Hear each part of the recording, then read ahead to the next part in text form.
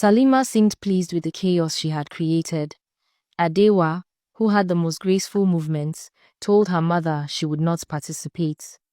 Zara, whose voice carried the ceremonial songs beautifully, made excuses about being too busy.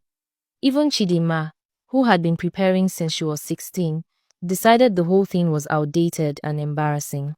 She continued her campaign right up until the week of the ceremony, reminding everyone that she would never stoop so low, that she had seen how modern women lived, that this tradition belonged in a museum. The day of the ceremony arrived.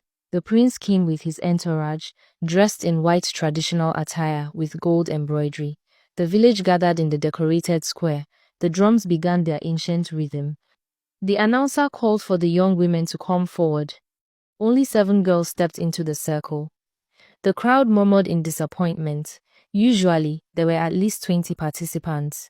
Then, the announcer called another name. Salima. The crowd gasped, heads turned, people stood on their toes to see if they had heard correctly.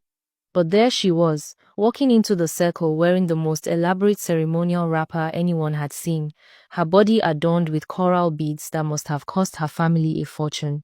Her face was painted with the traditional bride marks, her hair braided in the intricate style reserved for the ceremony. The shock was unexplainable. The same woman who had mocked this tradition for weeks now stood among the participants, her head held high. When the music began, Salima danced. She danced with a fierceness that stunned everyone. Her movements were sharp and precise, her footwork flawless.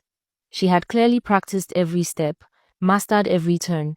While she had been publicly ridiculing the ceremony, she had secretly been learning the dance, perfecting it in private, while others slept. She danced like someone who had something to prove, like someone who wanted to win more than anything in the world. When the dance ended, the prince stood. He walked through the circle of breathless young women. He stopped in front of Salima. He placed his ceremonial staff at her feet. She was picked.